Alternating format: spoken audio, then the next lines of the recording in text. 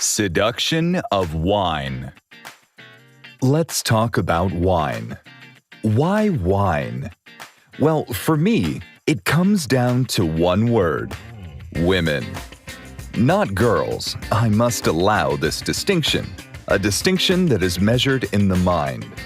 You see, a girl may be developed in the body, but a woman, yes, a woman, has matured in both mind and body.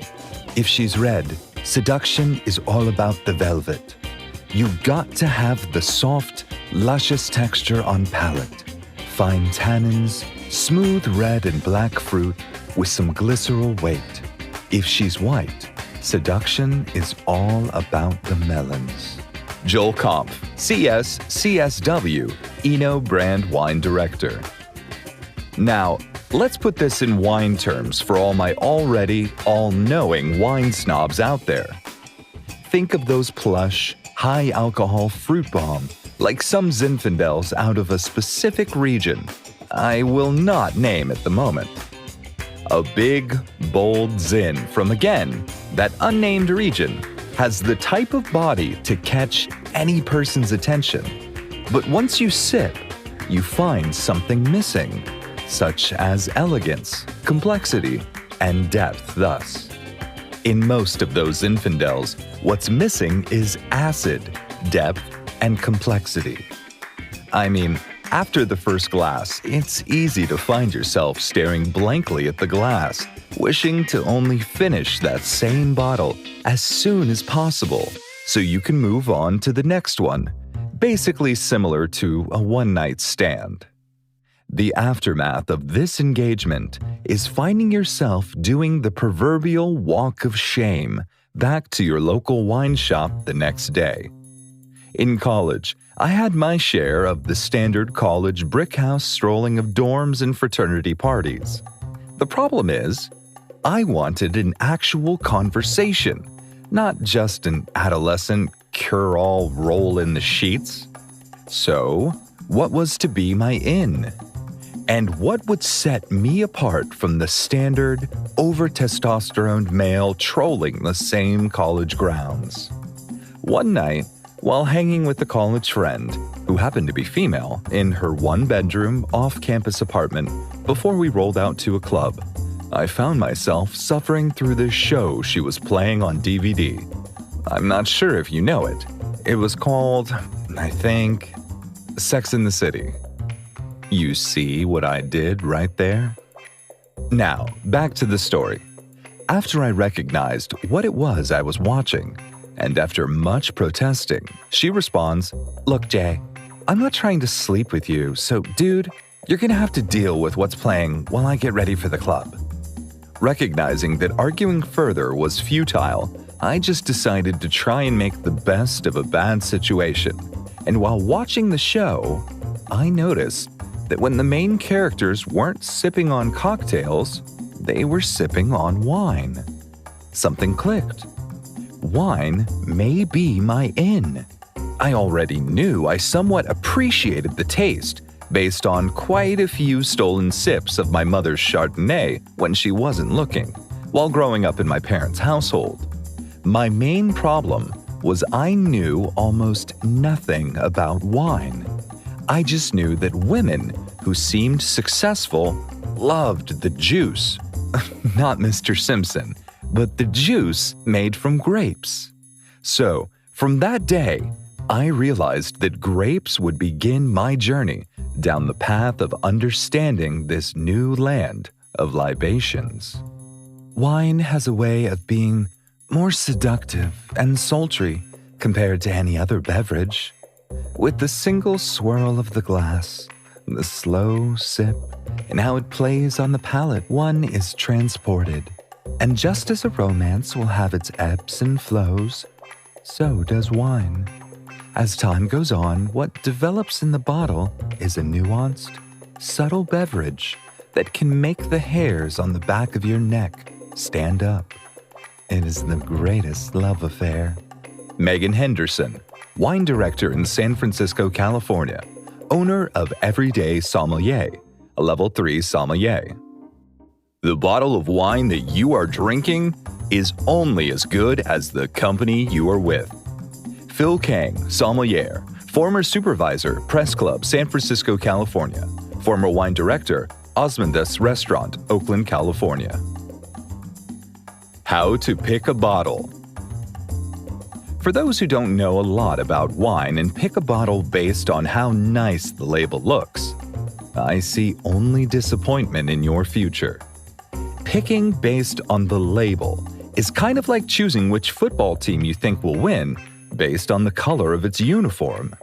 I'll be honest, if I don't know anything about the winemaker and the bottle has a fancy label or packaging, I tend to browse right past it. The fancier the label, the more I feel that someone is trying to hustle me by appealing to my eyes rather than my palate. And by the way, this is coming from someone who has fallen victim to this ploy in the past. But after those initial mistakes in picking a bottle, my perspective began to change, just coincidentally, when I started to compare it to dating. For example, let's say you meet someone randomly and decide to take that person back to your place. Once there, and after a glass or two, you find out the person has something you didn't expect, like fake hair, wine with a fake fruity taste. Their eyelashes are store-bought. Too much acid has been added to the wine to try to balance over-ripened fruit. Or there's so much makeup on her face. It was dark when you met her, that every time she moves her head, a dust storm follows. Too much oak. The oak treatment is something I will go into in more depth later in this book. As with everything, there needs to be balance, and my assessment should not be taken as gospel. It's important to remember that there are some winemakers and estate owners who have the money to spend on packaging, but also have a keen ear to the ground of industry standards and make quality wines. These guys tend to be outliers, so it's important to at least taste their wines to prove these theories wrong. And who doesn't want to be wrong in regards to thinking you picked a mediocre wine? If the wine's good, the wine's good. So, what should you be looking at? When checking out a label, I first focus on the country of origin, then region, then varietal, and lastly, vintage, year made and released to the public of the wine. Even these actions can vary broadly as you try to break down the exact type of wine you're going to sip for the evening. If you're a person who has a handle on what you like to drink, the first question is whether you're looking to drink a bottle by itself or pair your wine with whatever you're planning to eat. If you're looking for a good match for your meal, then the old world is what you're looking for, in a broad sense, which includes France, Italy, Germany, Spain, Austria, Georgia, Hungary, and Greece. The reason? Old world wines tend to be more balanced, meaning the fruit is in balance with the acid and terroir qualities, soil composition, greenery, atmosphere, microclimate, and kind of oak used to age the wine. Most of these are great with food because the people who make them think of wine as an enhancement to whatever meal they're having. On the other hand, if you're just looking to drink a fruity, bold bottle of wine, then look no further than the New World, which includes the United States, Australia, South America, and New Zealand. Again, this is a broad generalization, but winemakers in these countries tend to make standalone wines and are currently the trailblazers in the wine industry. In some ways, these wines throw a number of conventional practices and gospels of winemaking out the window. This can mean the wine is a little more fruit-forward and has a little less acid because the overall taste fits the market to which the vineyard is selling. These wines aren't made to pair with anything.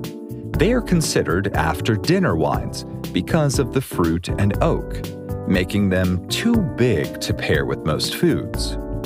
With all that being said, there are also places in the New World where winemakers are all about allowing the fruit and terroir to speak for themselves, with less oak influences and fewer additives affecting juice before it is bottled. I'll have more info on those regions coming later in the book.